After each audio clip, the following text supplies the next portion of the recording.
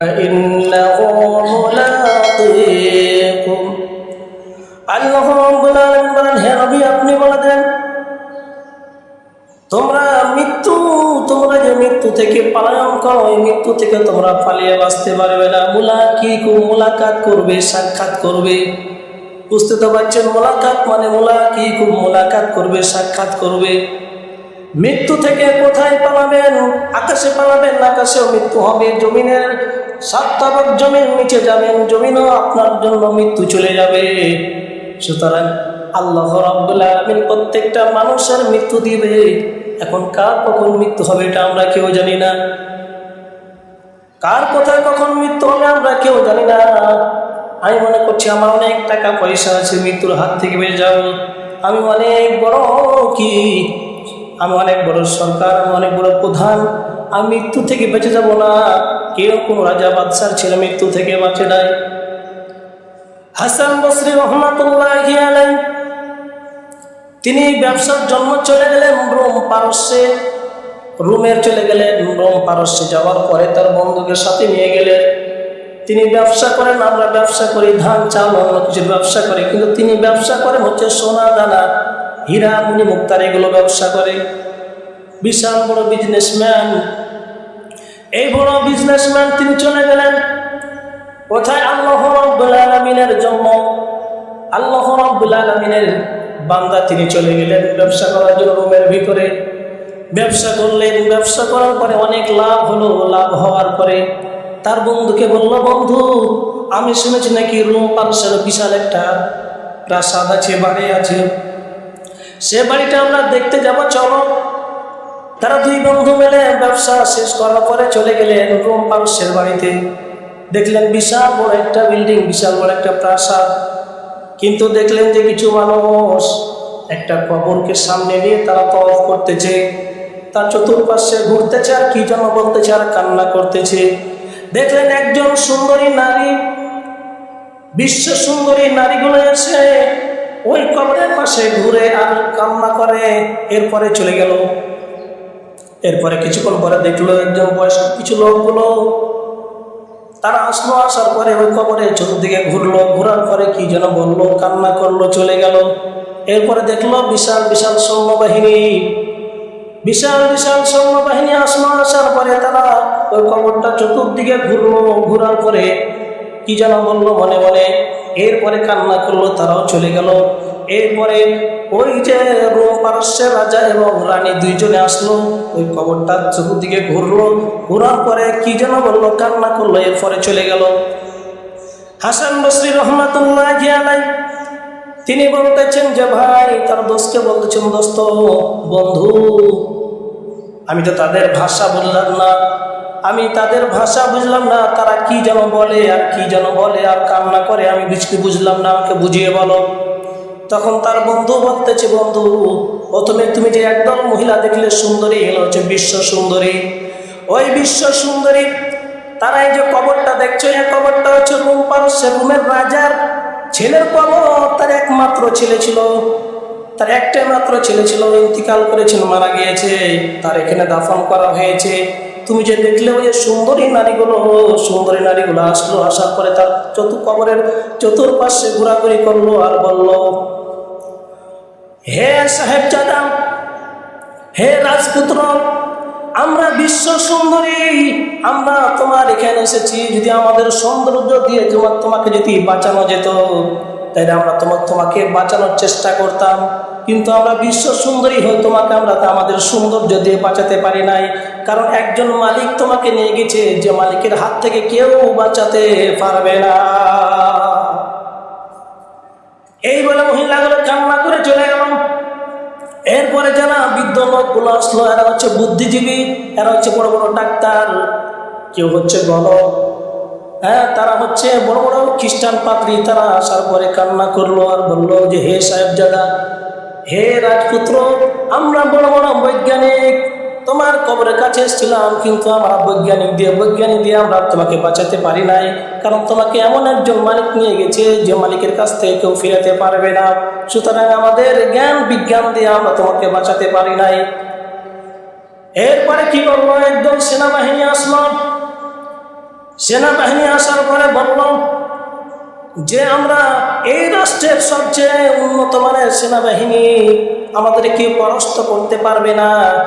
কিন্তু আমরা সেনাবাহিনী তোমার খবরের কাছে আসার পরে আমরা এটাই জন্য কান্না করতেছি যে তুমি যে মারা গিয়েছো, এমন মালিকের কাছে চলে গেছো, এমন মালিকের কাছে গেছো যে মালিকের কাছ থেকে কেউ ফিরাতে পারবে না। ওই যে হাসান বসরি রহমাতুল্লাহ আলাইহি তার বন্ধু বলছে, বন্ধু ওই যে লোকগুলো আসলো, মহিলাগুলো আসলো, সেনাবাহিনীগুলো আসলো, একই কথা বললো যে আমরা কেউ বাঁচাতে পারলাম না আমাদের ক্ষমতা দিয়ে। এরপরে রাজা এবং রানী আসলো, রোম পারস্যের রাজা এবং রানী আসার পরে বললো, আমার কলেজার টুকরা সন্তান, আমাদের সৌন্দর্য দিয়ে, টাকা দিয়ে, ক্ষমতা দিয়ে, কিছু দিয়ে তোমাকে বাঁচাতে পারলাম না, কারণ এমন মালিকের কাছে চলে গেছো যে মালিক আর কোনদিন তোমাকে ফেরত দিবে না।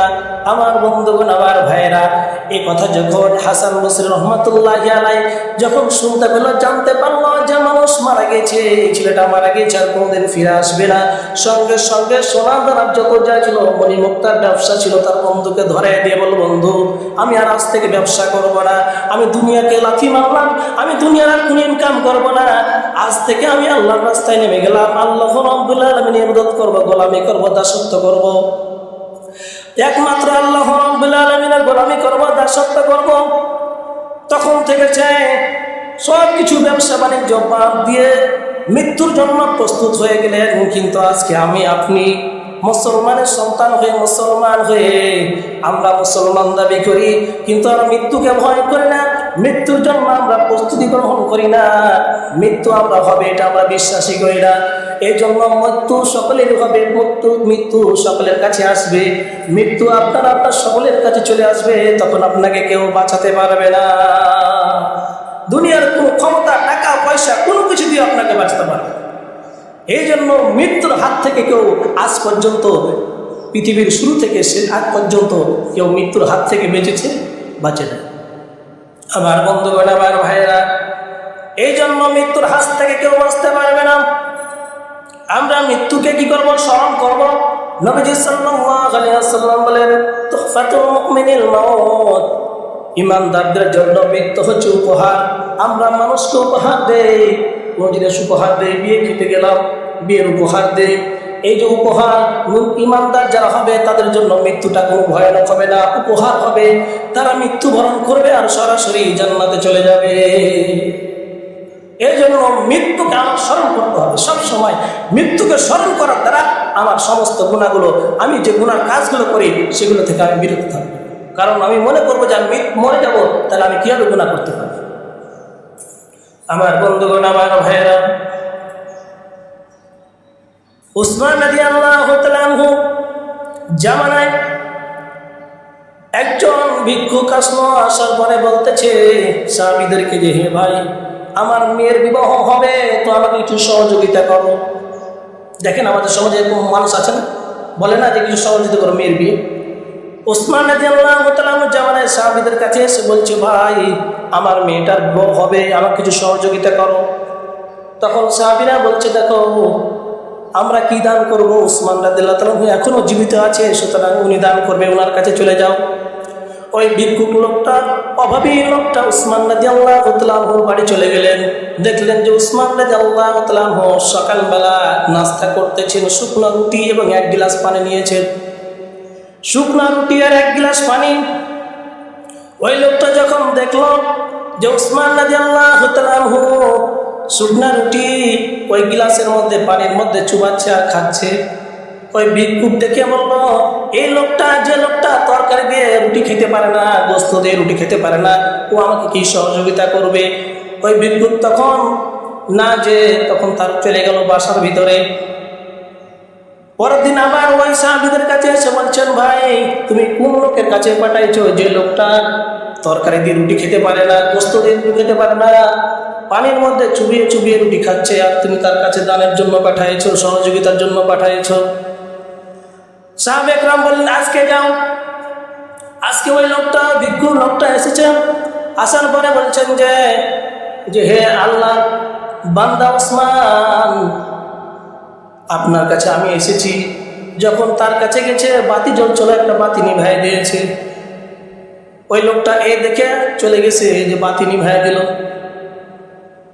যে কেমন কিপটা যে বাতি নিভাই দিল, আমাকে দেখি যে আমার সাথে কথা বলবে তো কেমন বাতি নিভাই দিল, কারেন্টের বিল পুড়িয়ে যাবে। তখন তো কারেন্ট ছিল না, তখন কি ছিল, চেরা ওই কুপি ছিল, তেল পুড়িয়ে যাবে। লোকটা চলে গেল। তারপরের দিন আবার যখন আসলো, পরের দিন দেখলো যে আবার যাও তার কাছে, আবার উসমান রাদিয়াল্লাহু তাআলা আনহুর কাছে চলে আসলো। দেখলেন আজকে রুটি খাচ্ছে উসমান রাদিয়াল্লাহু তাআলা আনহু, বললেন এদিকে আসো। আসলো, আসার বলে বসলো। দেখলেন যে উসমান রাদিয়াল্লাহু তাআলা আনহু রুটিগুলো টুকরো টুকরো করে ভেঙে ভেঙে খাচ্ছে।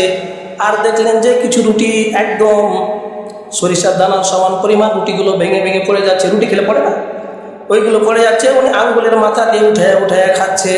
ওই লোকটা দেখে বললো এমন কিপটা যেগুলো পিঁপড়াতে খায় ওগুলো উঠিয়ে খাচ্ছে, এ আমাকে কি দান করবে। সেদিনও চলে গেল, 3 দিন ঘুরে চলে গেল। চতুর্থ দিন যখন এসেছে, আসার পরে বলছে দেখেন আজকে আপনি যদি আমাকে বলেন যে কিছু দিবেন তো বলেন, না হলে আমি প্রতিদিন আসতে পারবো না। এবার উসমান রাদিয়াল্লাহু তাআলা বলে বসো, কি হয়েছে বলো। বলছে আমার মেয়ের বিবাহ হবে, আপনার জন্য, আপনার কাছে সহযোগিতার জন্য এসেছি, আপনি কিছু সহযোগিতা করেন। তখন বলছে দেখো আজ থেকে 1 সপ্তাহ পরে যুদ্ধর ময়দান থেকে একটা কাফেলা আসবে, উট আসবে, একদল উট আসবে গনিমতের মাল নিয়ে। ওই গনিমতের মালের মধ্যে একটা উট তোমাকে দিয়ে দেওয়া হবে। অমুক সপ্তাহে দিন চলে আসবে বিকালবেলা। মনে মনে চিন্তা করলো লোকটা, কিছু তো দিল না, 20 টাকা 30 টাকা দিত তা হতো, আমাকে ঘুরিয়ে পাঠালো। ওই দিন যখন ঘনিয়ে আসলো, ওই দিন চলে আসলো লোকটা। আসার পরে উসমান রাদিয়াল্লাহু তাআলা কি করলেন ভালো করে খেয়াল করে শুনেন। উসমান রাদিয়াল্লাহু তাআলা লোকটা নিলেন, পাহাড়ের উপরে উঠলেন। দেখলেন যে উটের বহর আসতেছে মাল সামানা নিয়ে। উটের বহর যখন মাল সামানা নিয়ে আসতেছে, তখন লোকটাকে বললো দেখো ওই যে সামনেকার যে উটটা আছে ওই উটটা তোমার, শুধু উটটা না, উটটার পিঠের উপরে যতগুলো মাল আছে, খাদ্য আছে, সবগুলো তোমার। লোকটা বলছে ঠিক আছে। যখন উট চলে আসলো, উসমান রাদিয়াল্লাহু তাআলা উটের রশিটা ওই লোকের হাতে দিয়ে দিল। আর আপনারা জানেন উট এবং হাতি যদি একটা সামনের দিকটা, যদি আপনি যেদিকে যাবে, যদি 1000 উট থাকে, ওই 1000 উট যে সামনেরটা যেদিক দেখেছে ওই দিকে যাবে, অন্য দিকে যাবে না। ওই লোকটাকে যখন প্রথমে উটটা দিয়ে দিয়েছে, রশি ধরে টানতে টানতে নিয়ে যাচ্ছে, তখন সমস্ত উটগুলো, শত শত উটগুলো ছিল আর পিছনে পিছনে চলে যাচ্ছে। সাহাবা একরাম বলছেন যে হে আমিরুল মুমিনিন, হে উসমান রাদিয়াল্লাহু তাআলা আনহু, আপনি তাকে একটা উঠতে চাইলেন, কিন্তু দেখেন তো সমস্ত উটগুলো তার দিকে চলে যাচ্ছে। তখন উসমান রাদিয়াল্লাহু তাআলা বলে যাও, তার ভাগ্যতে আছে, তার নসিবে আছে, সুতরাং সমস্ত উটগুলো তার জন্য বলেন সুবহানাল্লাহ।